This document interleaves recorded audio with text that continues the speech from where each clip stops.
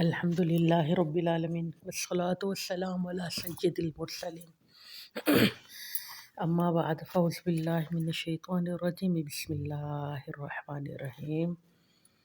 فرمان آخری نبی صلی اللہ علیہ وآلہ وسلم، جس نے مجھ پر روزانہ 50 مرتبہ درود پاک پڑھا، قیامت کے دن میں ان سے مصافحہ کروں گا۔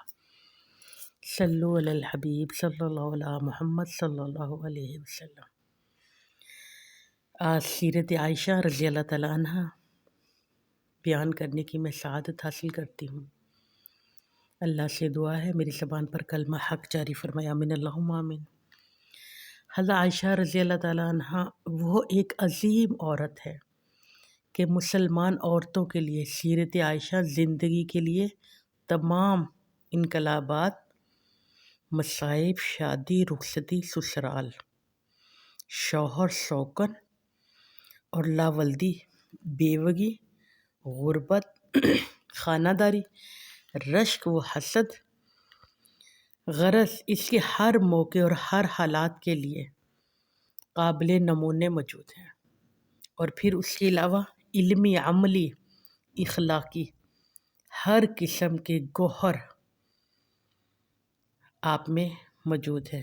یہ پاک زندگی آپ کی مالا مال ہے ان گوہروں سے۔ اس لیے سیرت عائشہ رضی اللہ تعالیٰ عنہ عورتوں کے لیے ایک آئینہ ہے۔ اس میں صاف طور پر نظر آئے گا کہ مسلمان عورت کی زندگی کی حقیقت کیسی ہونی چاہیے۔ حضور سید عالم صلی اللہ علیہ وآلہ وسلم کی یہ زوجہ محترمہ عائشہ رضی اللہ تعالیٰ عنہ، جن کا نام عائشہ صدیقہ لقب ام المومنین آپ کا خطاب ہے، کنیت عبداللہ، ام عبداللہ اور حمیرہ لقب ہے، اور نبی اکرم صلی اللہ علیہ وسلم نے بنت صدیق سے بھی آپ کو خطاب فرمایا۔ عبداللہ حضرت عائشہ کے رضی اللہ تعالیٰ عنہ کے بھانجے تھے، حضرت اسماء رضی اللہ تعالیٰ عنہ کے صاحبزادے، جو زیادہ اپنی باپ کی وجہ سے مشہور ہوئے، یعنی کہ عبداللہ بن زبیر کے نام سے آپ نے شہرت پائی۔ عرب میں کنیت شرافت کی نشان ہے، چونکہ حضرت عائشہ کی کوئی اولاد نہ تھی، اس لیے اپنی کنیت بھی نہ تھی۔ ایک دفعہ حضور سے عرض کی حسرت کے ساتھ، حضور باقی بیویوں نے تو اپنی سابقہ اولاد کے نام پر اپنی کنیت رکھ لی، میں اپنی کنیت کس کے نام پہ رکھوں؟ تو حضور نے فرمایا اپنے بھانجے عبداللہ کے نام پر۔ چنانچہ اس دن سے ام عبداللہ عائشہ کی کنیت قرار پائی، اور حضرت عائشہ کے والد کا نام عبداللہ تھا، ابو بکر کنیت تھی اور صدیق لقب تھا، اور آپ کی والدہ کا نام ام رومان تھا۔ باپ کی طرف سے سلسلہ نسب 7ویں پشت میں کنان بن مرہ سے ملتا، اور والدہ کی طرف سے 11ویں پشت میں کنان پر جا کر ملتا ہے۔ حضرت عائشہ صدیقہ رضی اللہ تعالیٰ عنہ آپ کی چھوٹی سی عمر میں شادی ہوئی، اور 7 سال کی عمر میں شادی ہوئی، 9 سال کی عمر میں رخصتی ہوئی۔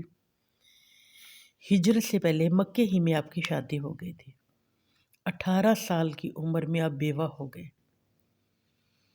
لہٰذا اتنا عرصہ آپ کی زندگی آقا علیہ الصلوۃ والسلام کے ساتھ رہی۔ حضرت عائشہ صدیقہ رضی اللہ تعالیٰ عنہ اسلام کے ان برگزیدہ لوگوں میں سے تھی جن کے کانوں میں کبھی بھی کفر اور شرک کی آواز نہیں پڑی۔ آپ خود فرماتی ہیں، جب سے میں نے اپنے والدین کو پہچانا، ان کو میں نے مسلمان پایا۔ بچپن ہی سے آپ غیر معمولی اخشاع سے اپنے حرکات، سکنات اور نشو و نما میں ممتاز تھی۔ آپ کی ایک ہی خد و خال میں کشش تھی،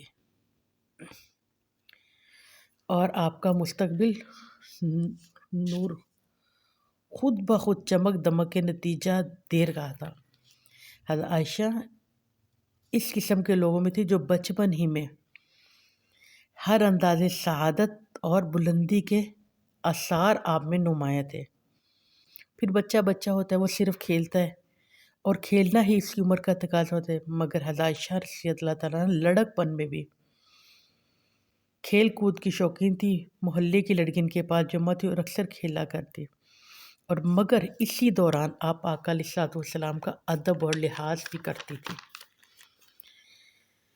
اکثر ایسے ہوتا حضرت عائشہ کھیل رہی ہوتی، ارد گرد سہیلیوں کا مجمع ہوتا، مگر اتفاقاً سید عالم صلی اللہ علیہ وسلم پہنچ جاتے، وہ جلدی سے گڑیا کو چھپا لیتی۔ سہیلیاں آپ کو دیکھ کر ادھر ادھر چھپ جاتی، مگر آپ صلی اللہ علیہ وسلم کو بچوں سے محبت تھی، ان کے کھیل کود کو برا نہیں جانتے تھے، ان کے لیے لڑکیوں کو بلا بلا کر کہتے کہ عائشہ کے ساتھ کھیلا کرو۔ تمام کھیلوں میں آپ عائشہ رضی اللہ تعالیٰ عنہا کو 2 کھیل سب سے زیادہ پسندیدہ تھے، گڑیا سے کھیلنا اور جھولا جھولنا۔ ایک مرتبہ حضرت عائشہ رضی اللہ تعالیٰ عنہا گڑیا سے کھیل رہی تھی کہ حضور تشریف لے آئے۔ ان گڑیوں میں گھوڑا بھی تھا، جس کے دائیں بائیں 2 پر بھی تھے۔ آپ نے پوچھا عائشہ یہ کیا ہے؟ جواب دیا حضور یہ گھوڑا ہے۔ آپ نے فرمایا گھوڑے کے تو پر نہیں ہوتے، اس کے 2 پر کیسے ہیں؟ تو آپ نے جواب دیا سلیمان علیہ السلام کے گھوڑے کے تو پر ہے نا۔ آپ اس بے ساختہ کے پن پر مسکرائے۔ اس موقع پر حضرت عائشہ رضی اللہ تعالیٰ عنہ کی فطری حاضری جوابی، مذہبی واقفیت، ذکاوت، ذہن اور صورت فہم کا بھی آپ اندازہ کر سکتے ہیں۔ عموماً ہر زمانے کے بچوں کا وہی حال تو ہوتا ہے جو آج کل ہمارے ہاں ہے کہ 7-8 سال تک تو انہیں کسی چیز کا ہوش نہیں رہتا، نہ وہ کسی بات کی تہ تک جا سکتے ہیں، لیکن عائشہ صدیقہ لڑک پن میں ایک ایک بات کو یاد رکھتی ہیں اور روایت بھی کرتی ہیں۔ آپ فرماتی کھیل کود میں میں نے کتنی آیتیں سنی جو کہ مجھے مکے میں نازل ہوئی، وہ مجھے آج بھی یاد ہے۔ اور ہجرت کا وقت آپ 8 سال کی تھی، اس کم سنی اور کم عمری میں ہوش مندی قوت حافظہ کا یہ عالم تھا۔ ہجرت نبوی کے تمام واقعے بلکہ تمام جزوی باتیں جن آپ کو یاد تھی، آپ سے بڑھ کر کسی صحابی نے ہجرت کے واقعے کا مکمل مسلسل بیان محفوظ نہیں کروایا جتنا کہ حضرت عائشہ رضی اللہ تعالیٰ عنہ نے بیان محفوظ کروایا رکھا۔ اب آقا علیہ الصلوۃ والسلام کی شادی کے بارے میں بات کرتے ہیں۔ سب سے پہلے حضرت خدیجہ، حضور سید عالم صلی اللہ علیہ وسلم کی سب سے پہلی بیوی حضرت خدیجہ بنت خولہ رضی اللہ تعالیٰ عنہا ہے۔ آپ اس وقت 25 سال کے تھے، حضرت خدیجہ 40 برس کی تھی۔ اس کے بعد وہ 25 سال تک شرف صحبت سے ممتاز رہے۔ 10 رمضان ہجرت سے 3 سال پہلے انہوں نے وفات پائی، یعنی کہ رمضان میں 10 نبوت میں، یعنی کہ اعلان نبوت کا 10واں سال تھا، ہجرت سے 3 سال پہلے مکے میں وفات پائی۔ اس وقت آپ آقا علیہ الصلوۃ والسلام کی عمر مبارک 50 برس تھی۔ اس وقت حضرت خدیجہ کی عمر 65 برس تھی۔ اسلام میں بیوی کا جو درجہ تھا وہ اس سے ظاہر ہوتا ہے کہ دنیا میں اپنے عزیز شوہر کے بعد حضرت خدیجہ دوسری مسلمان تھی۔ تنہائی کی اضطراب میں، مصیبتوں کے مجمع میں اور ستم گاریوں کے تلاطم میں ہر جگہ وہ اپنے مقدس شوہر کے ساتھ رہی، اور ایسے موقع پر آپ کو تسکین دیتی تھی، آپ کے ساتھ ہمدردی کرتی ہے، آپ کی مصیبتوں میں آپ کا ہاتھ بٹاتی ہے۔ آپ ایسی رفیق غم گسار بیوی کا جب انتقال ہوا تو حضور سید عالم پریشان رہنے لگے، بلکہ اس تنہائی کے غم میں زندگی بھی دشوار ہو گئی تھی۔ جانثاروں کی، آپ کے جو جانثار تھے، ان کو بڑی فکر تھی کہ اب کیا کریں۔ حضرت عثمان بنت مظعون ایک مشہور صحابی ہے، ان کی بیوی خولہ بنت حکیم آپ کے پاس آئی اور عرض کی یا رسول اللہ آپ دوسرا نکاح کر لیں۔ آپ نے فرمایا کس کے ساتھ کروں؟ تو خولہ نے کہا حضور ایک بیوہ ہے اور کنواری دونوں طرح کی لڑکیاں موجود ہیں، آپ جو پسند کریں ان کے متعلق میں گفتگو کروں۔ فرمایا وہ کون ہے؟ خولہ نے کہا بیوہ تو سودا بنت زمع، اور کواری ابوبکر صدیق کی لڑکی عائشہ۔ ارشاد ہوا بہتر ہے تم اس کے متعلق گفتگو کرو۔ عائشہ کے بارے میں آپ نے فرمایا تم بات کرو۔ اب وہ اجازت چاہ کر حضرت خولہ رسول اللہ کی مرضی پا کر ابوبکر صدیق کے گھر آئی اور ان سے تذکرہ کیا۔ جہالت کا دستور تھا کہ جس طرح سکے بھائیوں کی اولاد سے نکاح نہیں ہو سکتا، عرب میں منہ بولے بھائیوں کی اولاد کے ساتھ بھی شادی نہیں ہو سکتی۔ اس پر ابوبکر صدیق نے کہا خولہ عائشہ تو حضور کی بھتیجی ہے، ان سے نکاح کیسے ہو سکتا ہے؟ حضرت خولہ نے کہا حضور سے پوچھ کر آتی ہوں۔ پھر آپ نے فرمایا ابوبکر میرے دینی بھائی ہیں اور اس قسم کے بھائیوں کی اولاد سے نکاح جائز ہے۔ ابوبکر صدیق کو جب یہ معلوم ہوا تو انہوں نے قبول کر لیا۔ حضرت عائشہ صدیقہ رضی اللہ تعالیٰ عنہ کم سن بچی تھی، کبھی کبھی بچپن کے تقاضے سے ماں کی مرضی کے خلاف کوئی بات کر بیٹھتی تو ماں سزا دیتی، تو آقا علیہ الصلوۃ والسلام اس حالت میں دیکھتے تو آپ کو رنج ہوتا۔ اس بنا پر رومان سے تاکید فرمائی کہ ذرا میری خاطر اس کو نہ ستایا کرو۔ ایک بار ابوبکر صدیق کے گھر تشریف لے کے دیکھا کہ عائشہ دروازے کے پیچھے کھڑی رو رہی ہے۔ آپ نے رومان سے کہا تم نے میری بات کا لحاظ نہیں رکھا۔ انہوں نے عرض کی یا رسول اللہ یہ اپنے باپ سے میری باتیں جا کر کرتی ہے۔ آپ نے فرمایا یہ کچھ بھی کرے لیکن تم اس کو نہ ستایا کرو۔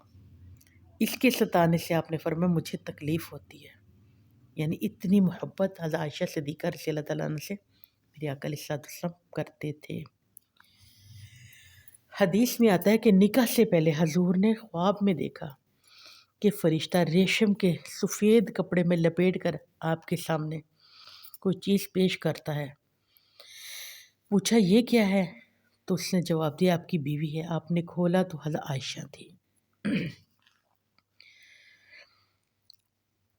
اور حضرت عائشہ رضی اللہ تعالیٰ عنہ جب نکاح ہوا تو اس وقت 6 برس کی تھی۔ اس کم سنی کی شادی کا کہ آپ لگتی نہیں تھی، عمر سے آپ زیادہ آپ کے قد و خال نمایاں تھے اور مضبوط آپ کے جسم کے اعضاء تھے۔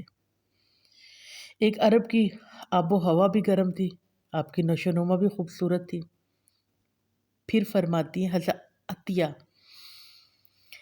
اتنی سادگی سے حضرت عائشہ کا نکاح ہوا کہ عائشہ لڑکیوں کے ساتھ کھیل رہی تھی کہ ان کی لونڈی آئی اور ان کو لے کر گئے۔ حضرت عائشہ جب تشریف لائی تو ابوبکر صدیق نے آ کر ان کا نکاح پڑھا دیا۔ تو میں آپ کو بتانا چاہتی ہوں کہ مسلمان عورت کی شادی صرف اسی طرح ہونی چاہیے، لیکن آج افسوس مسلمان لڑکی کی شادی بہت ہی بیہودہ رسمات اور فضول خرچیاں اور بے حیائی عریانی کا مجموعہ ہے۔ لیکن کیا خود سرور عالم صلی اللہ علیہ وسلم کی یہ مقدس تقریب اس عمل کی ہمیں عملی زندگی میں بتاتی نہیں کہ کس طرح شادی ہونی چاہیے؟ حضرت عائشہ کہتی ہیں کہ جب میرا نکاح ہو تو مجھے خبر بھی نہیں تھی کہ میرا نکاح ہو گیا ہے۔ جب میری والدہ نے باہر نکلنے میں مجھے روک ٹوک شروع کی تب میں سمجھی کہ میرا نکاح ہو گیا۔ اس کے بعد میری ماں نے مجھے سمجھا بھی دیا۔ یعنی آپ فرماتی ہیں کہ مجھے کچھ پتہ بھی نہیں تھا کہ میرا نکاح ہو گیا۔ حضرت عائشہ رضی اللہ تعالیٰ عنہ نکاح کے بعد 3 سال تک اپنے میکے میں رہی، 2 برس 3 مہینے اور 8 ہفتے ہجرت کے بعد مدینے میں رہی۔ اور پھر حضرت عائشہ رضی اللہ تعالیٰ عنہ فرماتی ہیں کہ ہجرت کے وقت مدنی کریم صلی اللہ علیہ وآلہ وسلم ہمارے گھر تشریف لے کر آئے اور پکار کر کہا اے ابوبکر کچھ بات کرنی ہے، یہاں کوئی غیر تو نہیں؟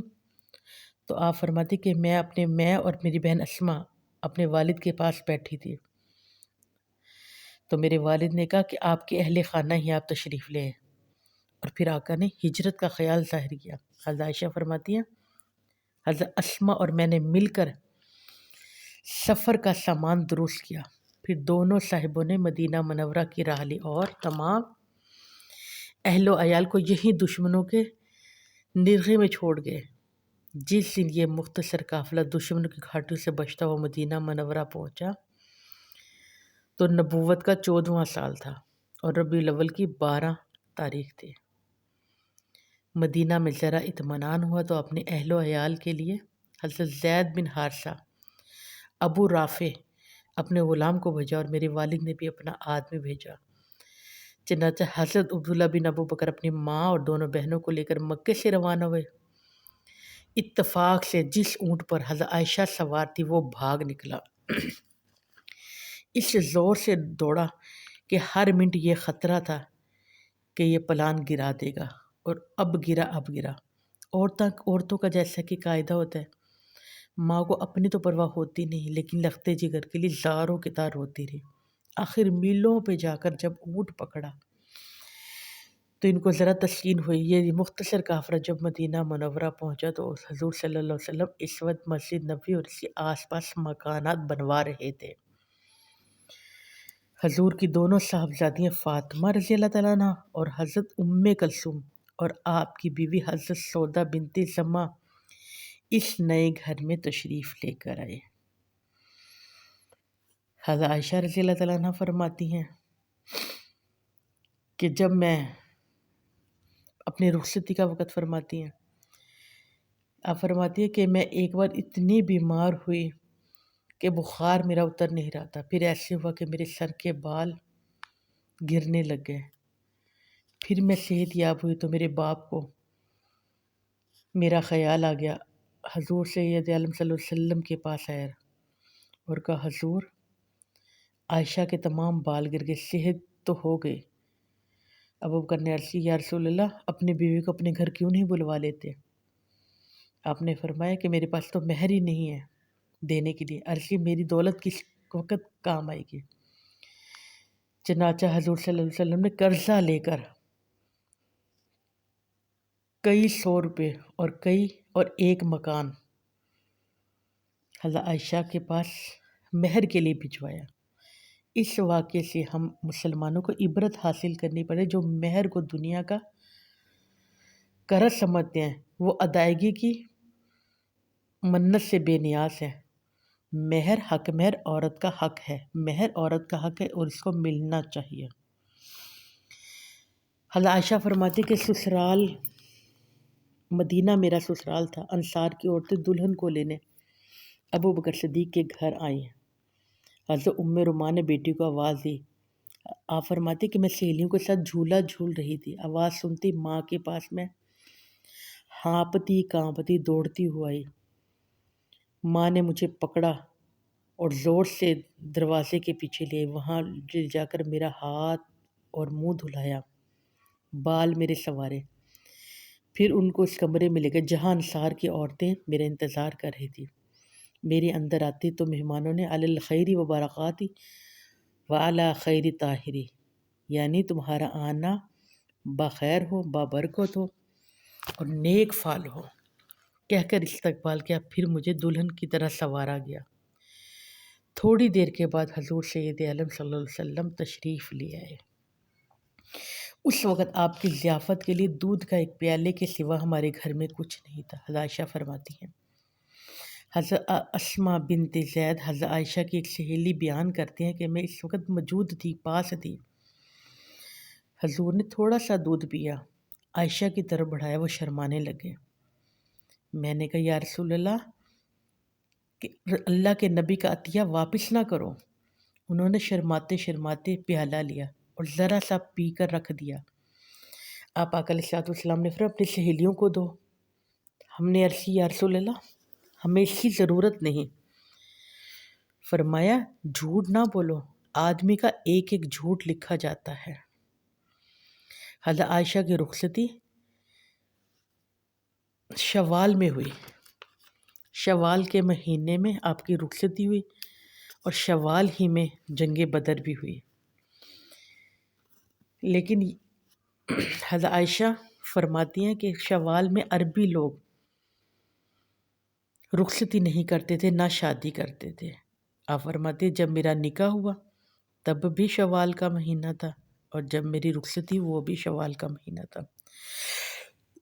وہ اس مہینے کو منحول جاتے تھے، یعنی کہ عربی لوگ اس میں کوئی تقریب نہیں کرتے تھے۔ آپ فرماتے میرے دونوں کام اسی شوال ہی میں ہوئے، اور پتہ چلا کہ عربوں کا یہ دستور بھی ختم اس شادی سے ہو گیا۔ اور عرب میں مرد بھی زیادہ پڑھے لکھنے کا رواج نہیں تھا، عرب میں مردوں کے بھی پڑھے لکھنے کا رواج نہیں تھا، تو عورتیں تو کیا پڑھی لکھی ہوتی۔ جب اسلام آیا تو قریش کے سارے قبیلے میں صرف 17 پڑھے لکھے آدمی تھے، صرف 17 پڑھے لکھے مرد تھے۔ اور پھر کیا ہوا، اس کے بعد جنگ بدر ہوئی، اس میں سے جو پکڑ کر آگے جو اپنا فدیہ نہیں دے سکتے تو انہوں نے کہا کہ 10 مسلمان بچوں کو لکھنا پڑھنا سکھا دو۔ صوفہ میں کم و بیش 100 صحابی داخل ہوئے جن کو دیگر تعلیمات کے ساتھ لکھنا پڑھنا بھی سکھایا گیا۔ ازواج مطہرات میں جو آقا علیہ الصلوۃ والسلام کی ازواج تھی، ان میں حضرت صفیہ، حضرت حفصہ، حضرت ام سلمہ لکھنا پڑھنا جانتی تھی، اور حضرت حفصہ نے خاص حضور صلی اللہ علیہ وسلم کے حکم سے یہ فن سیکھا۔ اور حضور صلی اللہ علیہ وسلم کی زوجہ حضرت عائشہ اس کم سنی کی شادی میں بھی یہ مسئلہ تھی کہ حضور کی تمام دائمی فیضان صحبت نے سینکڑوں مردوں کو سعادت کے بلند درجات پر پہنچا دیا، لیکن فطرن طور پر یہ موقع عورتوں کو میسر نہیں آ سکتا، صرف ازواج مطہرات اس فیض کو پا سکتی ہے۔ اور پھر یہ نور حضرت عائشہ سے آہستہ آہستہ ستاروں کے ذریعے سے پوری کائنات میں پھیل گیا۔ حضرت عائشہ رضی اللہ تعالیٰ عنہ کے علاوہ دوسری تمام ازواج بیوہ ہو کر حضور کے عقد میں آئی۔ اس بنا پر حضرت عائشہ تنہا خالص فیضان نبوت میں آئی، جو کہ لڑکپن میں جو کنواری تھی۔ تعلیم و تربیت کا زمانہ تھا، ابھی شروع ہی ہوا تھا کہ آپ کا عقد ہوا، اور آپ نے تمام باتیں ابو بکر صدیق کے پاس سے کچھ سیکھی، پھر آقا علیہ الصلوۃ والسلام کے پاس آ کر آپ نے علم و دین کی اور حکمت کے اتنے چراغ روشن کیے کہ تمام مسائل حضرت عائشہ سے روایت ہے عورتوں کے۔ حضرت ابو بکر صدیق اپنی اولاد کی تربیت میں نہایت ہی سخت تھے۔ اپنے بیٹے عبد الرحمن کو اس جرم پر انہوں نے کہ مہمانوں کو جلدی کھانا نہیں کھلایا، ایک دفعہ مارنے کو تیار ہو گئے، اس کو میں نے جان سے ختم کر دیا، مہمان آ کر بیٹھے کھانا نہیں کھلایا۔ حضرت عائشہ شادی کے بعد بھی اپنی جب غلطی ہو جاتی تو باپ سے ڈرا کرتی، کئی موقع پر تھے ابو بکر صدیق نے ان کو سخت تنبیہ بھی کیا۔ ایک مرتبہ حضور کے سامنے واقعہ پیش آیا تو وہ غصے سے حضرت عائشہ کی طرف بڑھے تو آپ آقا علیہ الصلوۃ والسلام نے اس کو بچا لیا۔ حضرت عائشہ کی تعلیم و تربیت کا اصل زمانہ رخصتی کے بعد سے شروع ہوتا ہے۔ انہوں نے اسی زمانے میں زیادہ پڑھنا لکھنا، قرآن دیکھ کر پڑھ لیا۔ ایک روایت میں ہے کہ لکھنا نہیں جانتی تھی، حدیثے میں حضرت عائشہ کا ایک غلام تھا جس کا نام ذکوان تھا، وہ قرآن لکھ دیتا تھا، پھر آپ اس کو دیکھ کر پڑھ لیتی تھی۔ لیکن بعض روایتوں میں کہ آپ خود بھی اچھا خاصا لکھنے لگ گئی تھی۔ حضرت عائشہ رضی اللہ تعالیٰ عنہ تمام تعلیم مجالس روزانہ مسجد نبوی میں منعقد ہوتی ہے۔ حضرت عائشہ فرماتی ہے کہ تمام تعلیم اور ارشادات مجالس مسجد نبوی میں یہ منعقد ہوتی، جو حجرہ عائشہ کے ساتھ بالکل تھا، قریب تھا۔ آپ فرماتی میں اپنے گھر میں لوگوں کو جو آقا علیہ الصلوۃ والسلام درس دیتے میں اس میں شریک رہتی، اگر کوئی بات میری سمجھ میں نہ آتی جب حضور میرے پاس تشریف لاتے تو میں دوبارہ پوچھ کر تسلی کر لیتی، کبھی اٹھ کر مسجد کے قریب چلی جاتی۔ اس کے علاوہ آپ نے عورتوں کی درخواست پر ہفتے میں ایک دن خاص ان کی تعلیم کے لیے بھی متعین فرما دیا۔ حضرت عائشہ نے کہا کہ حضور مردوں سے روز بات ہوتی ہے، عورتوں کے لیے بھی تو وقت نکالیں، تو ایک ہفتے کا ایک دن عورتوں کے لیے بھی آپ نے مقرر فرمایا۔ شب و روز 20 مسئلے آپ فرماتی ہیں روزانہ میرے کانوں میں پڑتے۔ اس کے علاوہ خود حضرت عائشہ صدیقہ کی عادت تھی کہ ہر مسئلے کے لیے حضور صلی اللہ علیہ وسلم کے سامنے ہر مسئلہ پیش کر دیتی، جب تک تسلی نہ ہوتی آپ صبر نہ کرتی۔ ایک دفعہ حضور نے فرمایا یعنی قیامت کے دن حساب ہوگا اور اس پر عذاب ہوگا۔ عرض کی یا رسول اللہ خدا تو فرماتا ہے اس سے میں آسان حساب لیا، وَلَسَوْفَ یُحَاسِبُ حِسَابًا یسیرا، اس سے آسان حساب لیا جائے گا۔ آپ صلی اللہ علیہ وسلم نے فرمایا یہ اعمال کی پیشی ہے، لیکن اس اعمال میں ذرا برابر بھی، یعنی کہ یہ برا آدمی ہے اس لیے بروں سے سختی سے حساب لیا جائے گا۔ ایک دفعہ پھر انہوں نے حضرت عائشہ نے پوچھا کہ یا رسول اللہ صلی اللہ علیہ وسلم اللہ فرماتا ہے کہ میں زمین اور آسمان بدل دوں گا اور تمام مخلوق واحد قہار کے روبرو کھڑی ہو جائے گی۔ اور پھر ایک اور روایت میں پوچھا تو اللہ فرماتا ہے تمام زمین مٹھی میں ہوگی اور آسمان آپ کے ہاتھ پہ لپٹ جائے گا، زمین و آسمان میں کچھ بھی نہیں رہے گا۔ تو فرمایا لوگ کہاں جائیں گے؟ تو آپ آقا علیہ الصلوۃ والسلام نے فرمایا کہ لوگ پل صراط پر ہوں گے۔ پھر فرمایا حضرت عائشہ نے پھر ایک مرتبہ پھر سوال کیا یا رسول اللہ قیامت میں جب لوگ ایسی قبروں سے اٹھیں گے تو برہنہ ہوں گے، تو مرد و زون ایک دوسرے کو دیکھیں گے نہیں، انہیں شرم نہیں آئے گی، حیا سے وہ کیسے کریں گے؟ تو آپ نے فرمایا نگاہیں نہ اٹھا سکیں گے، یعنی کسی کو کسی کی خبر نہ ہوگی۔ تو ایک بار پھر پوچھا یا رسول اللہ قیامت تک ایک دوسرے کو یاد بھی کرے گا؟ آپ نے فرمایا 3 موقع پر کوئی کسی کو یاد نہیں کرے گا۔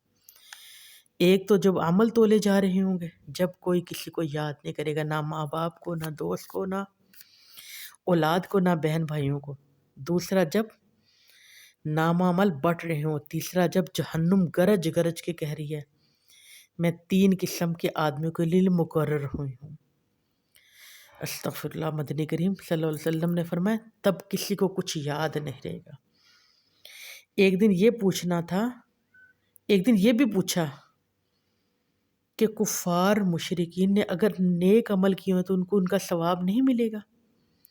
فرمایا نہیں۔ عبداللہ بن جدان مکے کا ایک نیک مزاج اور رحم دل مشرک تھا، اسلام سے پہلے قریش کی خون ریزی کے لیے سرگرم رہتا ہے۔ اس نے تمام روسا جمع کو اس مجالس میں جمع کر کے یعنی کہ قریش میں سے صلح کروا دی تھی، جس میں حضور صلی اللہ علیہ وسلم بھی شریک تھے۔ عائشہ نے سوال کیا یا رسول اللہ عبداللہ بن جدان جہالت میں لوگوں پہ مہربانی کرتا تھا، لوگ قتل و غارت کرتے تو میں صلح کروا دیتا تھا، غریبوں کو کھانا کھلاتا تھا، کیا یہ عمل اس کو کچھ نفع دے گا؟ حضور نے فرمایا نہیں۔ پھر عائشہ رضی اللہ تعالیٰ عنہ نے پوچھا کس دن؟ یہ نہیں کہا خدا قیامت میں میری خطا معاف فرمائے، کہ کس وجہ سے؟ میرے حضور نے فرمایا اگر وہ کہہ دیتا کہ اللہ قیامت میں تو مجھے معاف کر دینا تو اس کو یہ نیک جو کام کیا اس کو ثواب ملے گا۔ لہٰذا پتہ ہے اس سے ہمیں یہ بھی پتہ چلا کہ ہمیں ہر وقت اللہ سے رحمت مانگنی چاہیے اور یہ بھی کہنا چاہیے کہ اللہ تو ہمارے گناہوں کو معاف فرما دے۔ یہ اس حدیث سے ہمیں ملتا ہے۔ جی اگلی حدیث کی طرف چلتے ہیں۔ جہاد اسلام کا ایک فرض ہے۔ حضرت عائشہ کا خیال تھا کہ جس طرح دیگر فرائض بھی مرد عورت دونوں میں برابر ہیں، یہ فرض عورتوں پر بھی تو واجب ہے۔ ایک دن رسول اللہ کے سامنے یہ سوال بھی پیش کر دیا۔ ارشاد فرمایا آقا نے عورتوں کے لیے حج ہی جہاد ہے۔ جی اب میری بہنوں کو یہ بھی بات سمجھ میں آ گئی ہوگی، جو عورتیں جہاد کرنا چاہتی ہیں وہ چاہے حج کر لیں، اور نکاح میں رضامندی شرط ہے، لیکن کنواری عورتیں اپنے منہ سے رضامندی نہیں ظاہر کرتی۔ اس کے لیے کیا حکم ہے؟ حضور صلی اللہ علیہ وسلم نے فرمایا عورت سے اجازت تو لینی پڑے گی۔ فرمایا وہ شرم سے چپ ہو گئی۔ فرمایا اس کی خاموشی ہی اجازت ہے۔ لہٰذا یہ بھی پتہ چلا کنواری لڑکی اگر شرما جائے تو اس کی یہ اجازت ہے۔ اسلام میں پڑوسیوں کے بڑے حقوق ہیں۔ ادائے حق کا سب سے زیادہ موقع عورتوں کو ہاتھ ہے، لیکن مشکل یہ ہے کہ وہ پڑوسی ہوں تو کس کو ترجیح دیں، دو پڑوسی ہوں تو کس کو ترجیح ہوں۔ حضرت عائشہ نے ایک بار یہ بھی سوال پیش کیا تو میرے مدنی کریم نے فرمایا جس کا دروازہ تمہارے گھر کے قریب ہو۔ فرمایا کس پڑوسی کا زیادہ حق ہے؟ کہ جس کا دروازہ تمہارے گھر کے زیادہ قریب ہو۔ پتہ چلا کہ ان کا زیادہ حق ہے جن کا گھر ہمارے دروازے کے قریب ہو۔ یہ بھی مسئلہ حضرت عائشہ نے ہمیں لے کر دے دیا۔ سبحان اللہ۔ حضرت عائشہ رضی اللہ تعالیٰ عنہ ایک دفعہ مدنی کریم صلی اللہ علیہ وآلہ وسلم نماز تہجد کے بعد بے وطر پڑے لیٹ گئے، پھر آپ اٹھے اور پھر آپ نے نماز ادا کی۔ اب تہجد میں اٹھے اور بغیر وضو کیے آپ نے تہجد پڑھی، پھر وطر پڑھے تو لیٹ گئے۔ حضرت عائشہ نے عرض کیا یا رسول اللہ آپ نے وضو کیوں نہیں کیا؟ آپ ایسے ہی اٹھے، آپ تو سوئے ہوئے تھے۔ آپ نے فرمایا عائشہ میرا آنکھیں سوتی ہیں مگر میرا دل نہیں سوتا۔ مگر یہ بھی ہمیں مسائل پتہ چل گیا کہ نبی کی آنکھ سوتی ہے، دل نہیں سوتا۔ دل سونے سے وضو ٹوٹ جاتا ہے۔ اور حضرت عائشہ رضی اللہ تعالیٰ عنہ نے جو بھی پوچھتی میرے مدنی کریم نہایت ہی آسانی کے ساتھ، اور اب عورتوں کے تمام مسائل ہیں، عورتوں کے حیض کے مسائل ماں عائشہ نے بتائیں، عورتوں کے غسل کے مسائل، عورتوں کے نفاس کے مسائل، جو بھی عورتوں کے شرعی مسئلے، تمام مسائل حضرت عائشہ رضی اللہ تعالیٰ عنہ سے روایت ہے۔ پھر ہمیں تیمم کا مسئلہ بھی ہمیں پتہ چلا، مگر آقا علیہ الصلوۃ والسلام کبھی کبھی جو بات ناگوار ہوتی تو آپ کو حضرت عائشہ کو آپ روک بھی دیتے۔ مثال کے طور پر ایک دفعہ حضور کی خدمت میں یہودی آئے اور انہوں نے کہا السلام علیکم، کہ تم پر سلامتی ہو، زبان کو دبا کر کہا السلام علیکم تم مر جاؤ، توبہ نعوذ باللہ۔ حضور نے جواب دیا وعلیکم، کہ تم پر بھی۔ حضرت عائشہ سن رہی تھی، ضبط نہ کر سکی، بولی علیکم سامت اللہ ناتا، تم پر موت اور لعنت ہو۔ آپ نے فرمایا عائشہ نرمی کرو، خدا تعالیٰ ہر بات میں نرمی پسند کرتا ہے۔ یعنی آپ آقا علیہ الصلوۃ والسلام نے جہاں بات غلط نظر آئی وہاں پر آپ نے حضرت عائشہ کو روکا بھی اور مسئلہ بھی بتا دیا۔ ایک اور واقعہ، حضرت عائشہ رضی اللہ تعالیٰ عنہ کی کوئی چیز کسی نے چرا لی، زمانہ اسلام کے مطابق انہوں نے اس کو بدعا دے دی، یہ کہ لوگ وہاں پہ دعا دیتے، آپ فرمائے اپنے ثواب کو ضائع نہ کرو، اس کا گناہ کم نہ کرو۔ اور آقا علیہ السلام نے فرمایا عائشہ جو سامان چوری ہوگا اس سے تمہیں ثواب ملے گا، ایسے اگر تو بد دعا ہوگی تمہیں ثواب تمہارا کم ہو جائے گا۔ اور عائشہ رضی اللہ تعالیٰ عنہ ایک بار حضرت صفیہ چھوٹے کرتی تھی، ایک دو نے کہا یا رسول اللہ بس کیجیے، صفیہ تو اتنی سی ہے، یعنی قد چھوٹا تھا، نے فرمایا تم نے ایسی بات کہی اگر سمندر کے پانی میں بھی ملا لوں تو یہ غیبت ایسی تلخ بات ہے کہ سمندر کا پانی بھی بد مزہ اور کڑوا ہو جائے۔ تو عرض یا رسول اللہ میں نے تو ایسی بات کی جو میں واقع ہے۔ فرمایا اگر یہ نہ بیان کر جو ہے تو یہ بہتان ہوگا، تو اور بھی زیادہ بری بات ہوگی۔ اب سمجھ آ گئی ہوگی، ایک بات اس سے ہے، یہ تو اس کی غیبت ہوگی، اور وہ بات اس میں وہ تو پھر بہتان لا دیا۔ اچھا جی، ایک اور واقعہ حضرت عائشہ کا نبی پاک صلی اللہ علیہ وسلم نے حضرت عائشہ سے فرمایا، سائل نے عرض کیا، سوال کیا، حضرت عائشہ نے کہا کہ تھوڑا سا چیز اٹھا کر دے دو، آپ دینے کی مدد کریں۔ فرمایا عائشہ گن گن کرنا تو ورنہ اللہ بھی میں گن گن کرے گا۔ اور آپ فرمایا عائشہ جب کوئی سوالی دروازے پر آ جائے تو جو کچھ بھی ہے تمہارے پاس اس کو دے دو، چاہے چھوارے کا ٹکڑا ہی کیوں نہ ہو، وہ سائل کو دے دو کہ اللہ جہنم کی آگ سے بچا لے۔ جو اسے کھلائے گا اللہ قیامت میں اس کو کھلائے گا، وہ کسی ساحل کو پلائے گا اللہ قیامت میں اس کو پلائے گا۔ اور ایک اور موقع پر آپ نے یہ بھی دعا مانگی، اللہ مجھے مسکین رکھ، مجھے مسکین زندہ رکھ اور حالت مسکینی میں موت دے، مسکینوں ہی کے ساتھ قیامت میں ہوگا۔ عائشہ رضی اللہ عنہا یہ دعا نے کی، یہ ایسے کیوں کہا؟ آپ فرمایا عائشہ مسکین دولت مندوں سے 40 سال پہلے جنت چلے جائیں گے۔ اسی دن سے حضرت عائشہ نے کسی مسکین کو بھی اپنے دروازے پر خالی نہیں بھیجا، کچھ نہ کچھ دے، چوہا کا ایک بڑا ہی کیوں نہ دے۔ آپ نے فرمایا مسکینوں سے محبت رکھا کرو اور ان کو اپنے پاس جگہ دیا کرو۔ پھر حضرت عائشہ نے فرمایا کہ میرے پاس جو کچھ تھا پھر بانٹ دے۔ اور پھر جس گھر میں حضرت عائشہ تشریف لے کر رخصتی ہو کر آپ کا سرال تھا، وہ کوئی بلند والی شاہ عمارت نہ تھی۔ بنی نجار کے محلے مسجد نبی کے چاروں چھوٹے چھوٹے حجرے بنے تھے، ان میں ایک حجرہ عائشہ صدیقہ کا مسکن تھا۔ یہ حجرہ مسجد کے شرقی جانب واقع ہے، اس کا ایک دروازہ مسجد کے اندر مغربی رخ اس طرح واقع کہ گویا مسجد بھی دہن بن گئی ہو۔ حضور صلی اللہ علیہ وسلم اسی دروازے کے ساتھ مسجد میں داخل ہوتے اور جب مسجد موقف ہوتے یعنی کہ اعتکاف ہوتے تو سر مبارک حجرے اندر دیتے، حضرت عائشہ آپ کے بالوں میں کنگھی کر لیتی اور کبھی مسجد نبوی میں بیٹھے بیٹھے حجرے کے اندر ہاتھ بڑھا کر کوئی چیز مانگ بھی لیتے، یعنی کہ اتنا چھوٹا سا حجرہ تھا۔ حجرے کی وسعت 7 ہاتھ سے زیادہ نہ تھی، دیواریں مٹی کی تھی، کھجوروں کے پتوں کی چھت تھی، اوپر کمبل ڈلا ہوا تھا۔ بارش کے وقت وہ چھت سے پانی نہیں پکنے دیتا تھا اور دروازے پر ایک ہی کواڑ تھا جو کبھی عمر بند بنا ہوا، پردے کے طور پر صرف ایک کمبل لٹکا ہوا تھا دروازے پر، اور حجرے سے ایک بلا آنا تھا، یعنی کہ حجرے سے سائڈ ایک بمدہ تھا جس کا مشروبہ کہتے تھے، پر آقا صلی اللہ علیہ وسلم کیلولہ فرماتے تھے، اور اسی پر بھی کئی مہینے آپ نے بسر فرمائے۔ گھر کی کل کائنات ایک چارپائی، ایک چٹائی، ایک تکیہ، ایک بستر تھا۔ سمجھ آئی آپ کو؟ میرے مدنی کے گھر میں ایک چارپائی، ایک چٹائی، ایک بستر، ایک تکیہ، اس میں چھال بھری ہوئی کھجور، آٹا اور کھجور رکھنے کے 2 برتن، پانی کے ایک برتن اور پانی پینے کے لیے پیالہ، اس سے زیادہ کوئی چیز نہ تھی۔ اور پھر آپ مبارک گھر میں راتوں کو چراغ جانا بھی آپ کی استطاعت کے باہر تھا۔ حضرت عائشہ فرماتی 40 راتیں گزر جاتی کہ گھر میں چراغ نہیں جلتا تھا۔ 40 رات حضرت عائشہ فرماتی چراغ میرے گھر میں نہیں جلتا تھا۔ گھر میں کل 2 آدمی رہتے تھے۔ عائشہ فرماتی گھر بہت چھوٹا تھا کہ بعد میں مشکل سے رہتے تھے۔ میں رسول اللہ کچھ دنوں کے بعد برہ میں ایک لونڈی کا انصاف ہو گیا۔ جب تک حضرت عائشہ حضرت سودا 2 بیویاں تھیں، حضور ایک دن عائشہ گھر میں اور ایک دوسری گھر میں شب بیداری فرماتے۔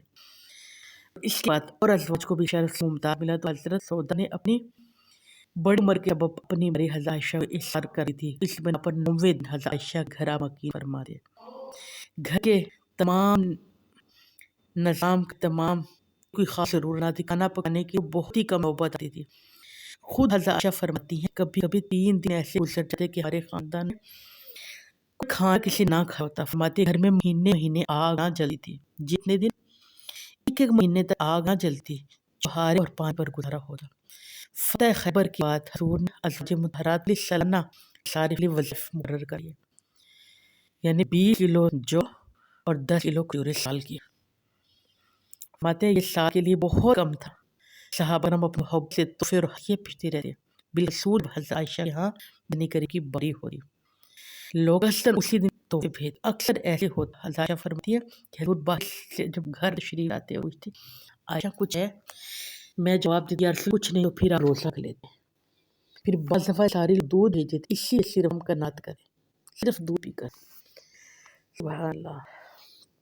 عائشہ فرماتے ہیں اتنی آپ میں عقل اور شعور کے یا کہ فطری طور پر آپ کسی غفلت کی وجہ بھوک پیاس سے بے خبر گھر میں آٹا گوندھ رکھ دی اور بے خبر ہو سوتی بکری آتی کھا کر لی جاتی کہ گھر میں وہی ہوتا آٹا میں کم سے نہیں تھی کہ میں ایک دم بھوک رہتی تو آ کر کھا لیتی، لیکن فرماتی ہے کہ اپنے ہاتھ سے آٹا پیسا، اس کے میں نے پیڑے بنائے اور دور کے تشریف آنے کا انتظار کرنے لگے۔ رات کا وقت آپ آئے میں نماز پڑھنے لگے، فرماتے میں لے گئے، ہم صحیح کی بکری آئی اور وہ کھا کر چلی گئی۔ دوسری بیوی کے مقابلے میں کھانا فرماتی مجھے اچھا بنانا نہیں آتا۔ حضور صلی اللہ علیہ وسلم بعض وقت عائشہ کچھ ہے کہتی میں کہا سر میں درد ہے، فرماتے تمہارے درد میرے سر میں درد ہے۔ پھر کبھی کہتی عائشہ روٹی بنائی، کہتی نہیں کہتا میں تجھے آٹا گوندوں تجھے روٹی پکا دینا، جہاں اللہ تجھے آٹا گوندوں روٹی پکا دینا۔ تو میرے نبی کریم صلی اللہ علیہ وسلم نے فرمایا کہ تم میں سے بہتر وہ ہے جو اپنے اہل و عیال کے بہتر، لوگ میں تم سب سے زیادہ بہتر ہو تو میرے گھر والوں سے پوچھ سکتے ہو۔ اللہ رب العزت ہم بھی مدد کریم اور عائشہ صدیقہ رضی اللہ تعالیٰ عنہ کے نقش قدم پر چلنے کی بھی کتاب میں اپنے گھروں کو جنت بنانے کی سعادت عطا فرما دے، سننے سننے جو غلط خامیوں سے معاف فرما دے اور صحیح دین کے راستے کا مسافر بنا دے۔ صلی اللہ علیہ وسلم، صلی اللہ علیہ محمد صلی اللہ علیہ وسلم۔